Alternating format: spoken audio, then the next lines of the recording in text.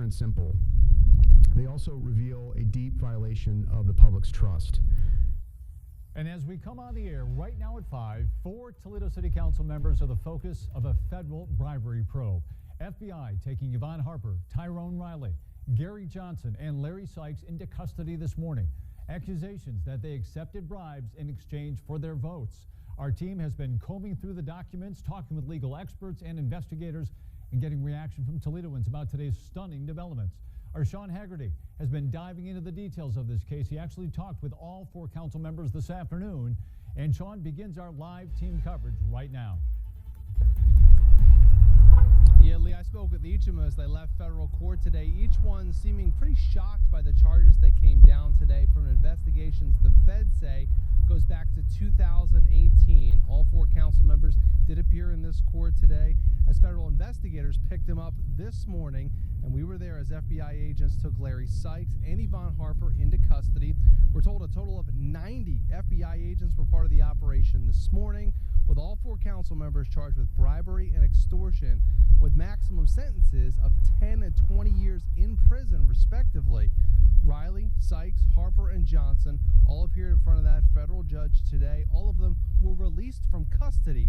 So we asked today, does the bribery only reach to these 4 council members? Here's the answer from the U.S. Attorney directly today. We're always continuing to follow up any investigative leads that we obtain. So I don't want to comment further on where the investigation may go or how broad it may get.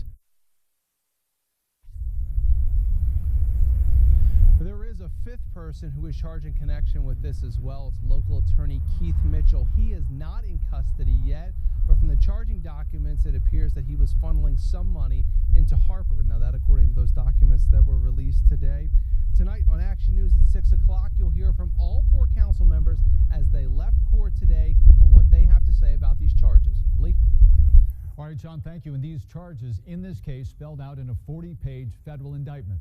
13 ABC's Melissa Bates breaking down what's revealed in that indictment right now. She's standing by. Mel? Well, Lee, it is a very long indictment, as you mentioned, 40 pages. What we've done is put it online for you at 13abc.com if you want to read through the specifics. And it is very specific and very targeted to the charges. According to court documents, the feds began investigating Toledo City Council 2 years ago after being tipped off about an alleged pay-for-vote scheme. Council members Larry Sykes, Tyrone Riley, Yvonne Harper, and Gary Johnson all face charges for soliciting or accepting cash, checks, money orders, or other things of value from local business owners in exchange for their votes, and to line their personal pockets or pay for special interests. The criminal cases appear to have started on March 5th, 2018, when a federal law enforcement agent interviewed an unnamed source who owns several commercial properties, primarily gas stations and convenience stores in Toledo. The affidavit reveals he pointed the finger at Councilman Tyrone Riley. That interview prompted investigators to expand their probe, which led to similar allegations involving Sykes, Johnson, and Harper. Harper is also accused of involving local attorney Keith Mitchell to negotiate and accept bribery payments. The amounts the council members are accused of receiving vary from $500 to $5,000.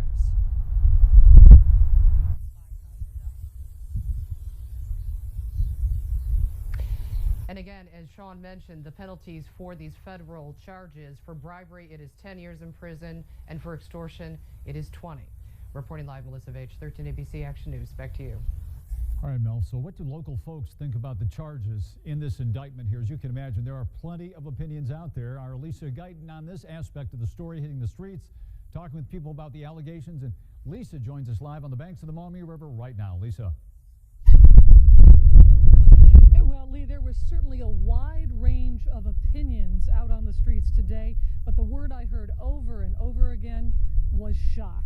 Now, some people we spoke with were quick to point out that you are innocent until proven guilty, while others said they were not surprised to hear about alleged wrongdoing by politicians. Now, another thing just about everyone brought up is that they are proud of this city and that this is an exception to the rule if it's proven to be true. But everyone said there will need to be serious consequences if these 4 elected officials are found guilty. Well, if that's what's going on, they should be removed. we're going through enough with the pandemic, and to have numbers of people that's doing that and they know it's wrong, they should be removed and they should be penalized. Well, I'm terribly disappointed because we're Toledo residents, and I'm so proud. I have You'll Do Better in Toledo sweatshirt, and it's just hard for me to believe, and I'm looking forward to finding out more details. And more details will certainly be provided in the days, weeks, and months to come. We're going to hear more from Toledo residents about these allegations coming up at 6. Reporting live in Toledo, Lisa Guyton, 13 ABC, Action News. Now, the arrest and the charges against council members here leaving a lot of questions about the future of the city's legislative body. 13 ABC's Justin Feldkamp looking into that. Justin joins us now live with that part of the story. That's right, Lee. So how can City Council continue with 4 of its members criminally charged? Well, for one, today's regularly scheduled 4 p.m. Toledo City Council meeting has been canceled. Council President Matt Cherry insists that Toledo's legislative branch of government will continue to operate. He says the other 8 members of council are cooperating with the investigation, and they'll continue to work with the administration through this time to ensure operations are unaffected.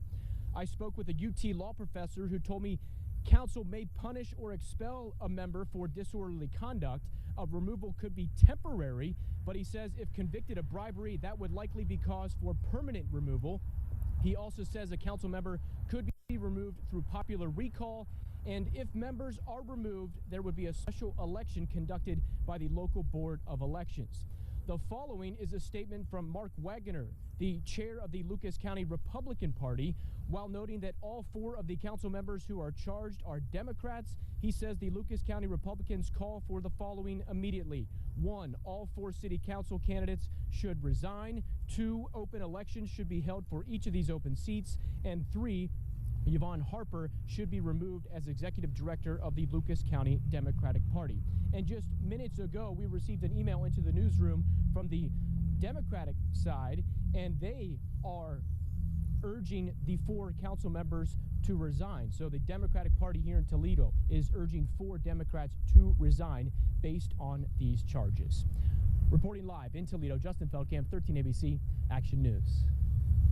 All right, Justin, thank you. And Action News continuing to stay on top of this story. New developments by the minute here. We first broke the story on our 13 ABC News app. Make sure to download that in your app store. Click to receive our push alerts. Follow us on Facebook, Twitter, and Instagram, and look for any and all the new details there and on our website and on air as well. Also breaking right now, Toledo, Lucas, and Ottawa County Health Departments announcing they have identified a COVID-19 outbreak on Put-in Bay. They say at least 7 people who visited some bars and restaurants on the island tested positive.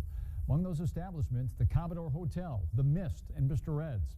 We're told the visits happened between June 17th and the 21st. Health departments say people who visited those places during that time should watch for symptoms and self-quarantine for 14 days. And breaking new details now on a May murder in Toledo. Police announcing they have a suspect. They arrested him today. Investigators say Kawan Holston shot and killed Deshaun Love May 24th. Happened along Earl Street, where police say they found Love had been shot at least once. He died at the scene. And developing right now, TPD and firefighters confirm a body was pulled from Swan Creek earlier today just off of Hawley. TPD spokesperson says the body is of a man and presumably that of Jonathan Robinson. But the coroner will make the official ID. Crews and volunteers have been searching that area for Robinson. He vanished after police say he ran from a traffic stop a few weeks ago. 13 ABC's Alexis Means. Following this story, we're going to have an update tonight on Action News at 6. Still ahead on Action News at 5, where COVID cases are spiking in Michigan near the state capitol and after in Detroit suburbs. That is because the governor delivers guidelines for back to school. And public funding for religious education. What the U.S. Supreme Court ruled earlier today. We're back in just a moment.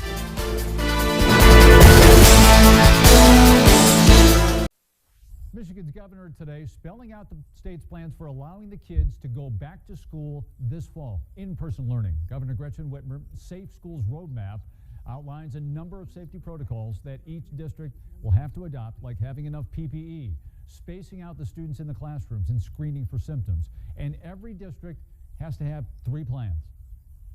3 plan that is fully remote, a Phase 4 plan with a very strict and required protocols, and Phase 5 plan with a more relaxed protocols and additional flexibility. The My Safe Schools roadmap will provide significant detail on what is required and what is strongly recommended.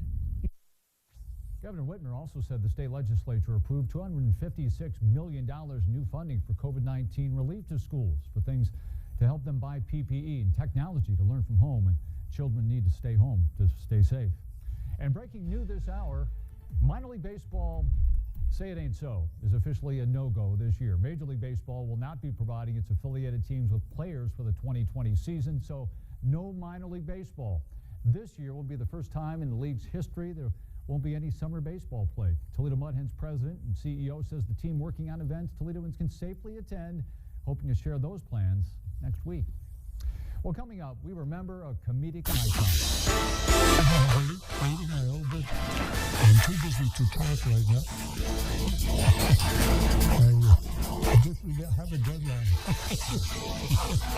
Incredible life ahead. It's pouring in from Colorado.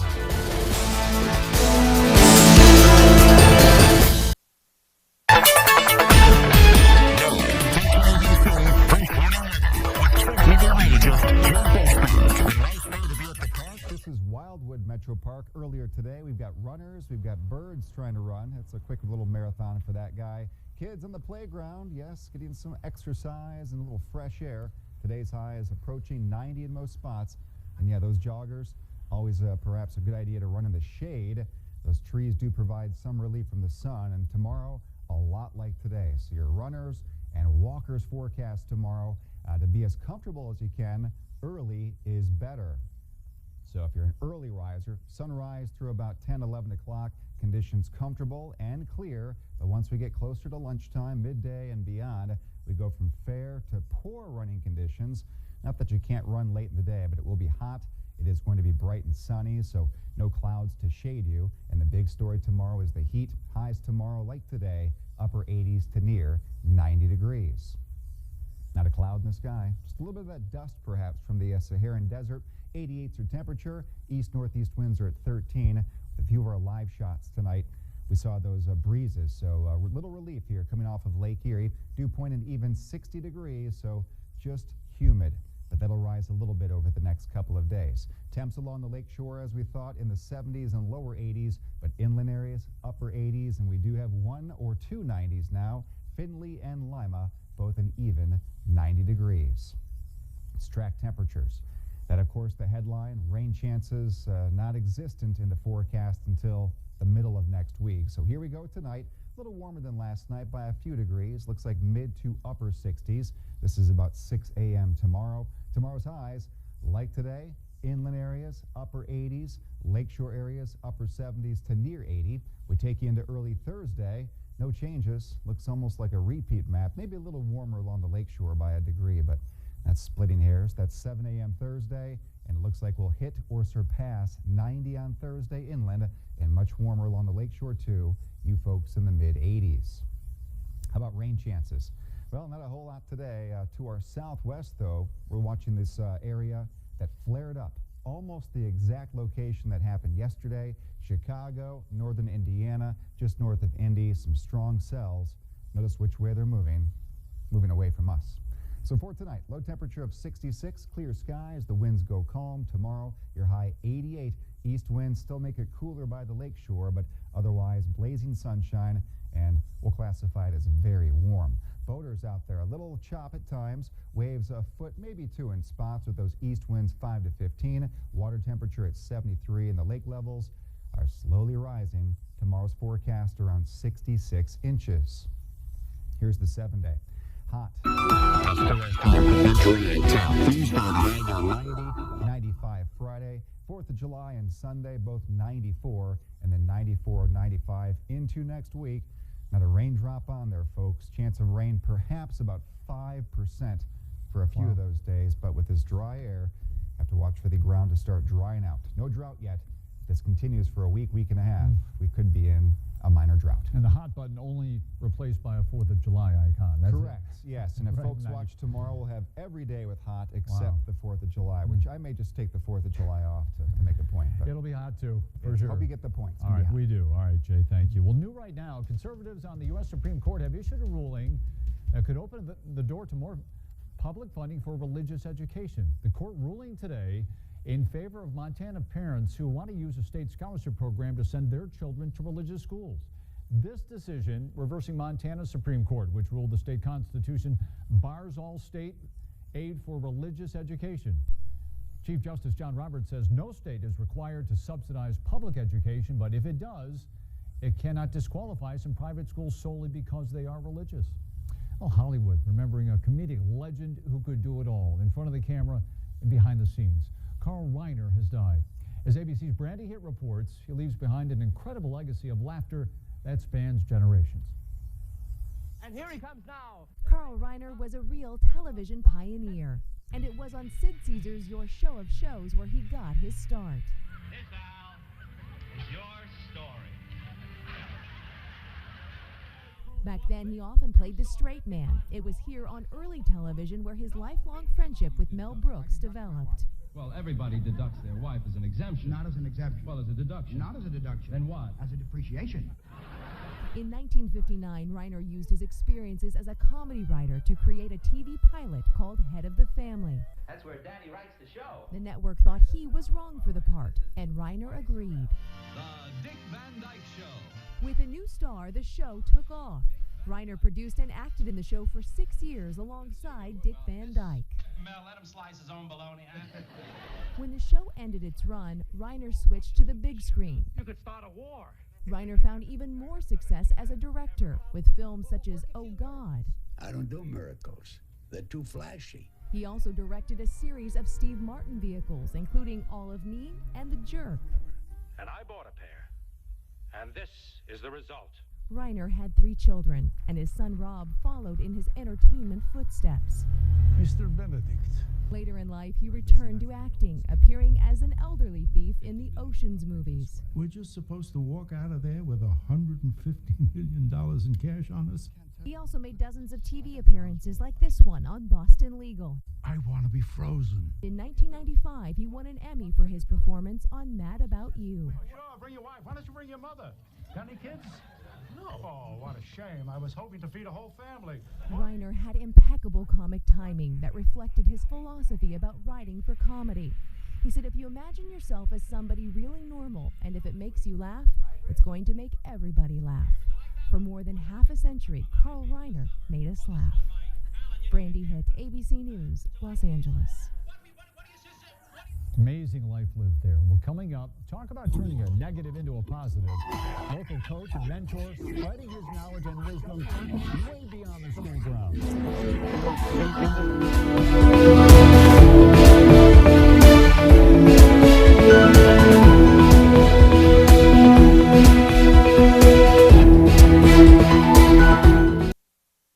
A TPS football coach is doing what he can to empower young men on and off the field. This weekend, he's set to host a men's empowerment summit and hoping the community will step up and support it. 13 ABC's Kristen Brown has the story new at 5. Chris McBrayer is Scott High School's football coach. He was tired of hearing excuses about his team being late to practice, so he asked the community to donate bikes on social media. The community stepped up, and now he has 15 bikes for them. Some bikes that we were taking, we're actually taking them as broken pieces and taking them pieces off and putting them on other bikes. Coach McBrayer and his team have been putting miles on these bikes. He even got bikes for kids in the neighborhood. I grew up in a neighborhood that wasn't, the best. And I used to be standing on the corner, and probably up to no good. And it would be people from my church that would just ride by and pick me up. So I asked them, even when I got grown, like, why did you do that? You never preached to me. You just picked me up and just took me. And their motto was that as long as I had you, then I know you're not in trouble. So that's my motto that I'm taking. As long as I have them in my hands, then I know their, positive behavior has been reinforced. This weekend, Coach McBrayer is hosting a male empowerment summit. It's a 10-week event on the corner of Bancroft and Franklin. We're going to teach young men how to change brakes. So we're looking for men to change brakes. We're looking for men to teach We're just looking for men to just come around and empower. There will be 15 stations with neighborhood kids so that they can learn a life skill this Saturday at 5 p.m. It gives them value, it gives them purpose, and they can go make some money the legal way without feeling as though they have to break into somebody's car or beg for somebody for some money. They can feel entitled and have a purpose to do something positive. What I want to do is just give them something hands-on so that they can have it and they can have it in their pocket and they can be, great with it and make some money. If you would like more information on the summit, log on to 13abc.com. In Toledo, Christian Brown, 13ABC Action News. Action News continues in just a moment. Here's what's straight ahead at 5:30. We're staying on top of the breaking situation in Toledo City government today. 4 council members under federal investigation charged with taking bribes in exchange for votes. What we're learning about the case. And restrictions at nursing homes soon to be lifted here in Ohio. What your first visit may look like. Action News continues in just 2 minutes. We'll be right back.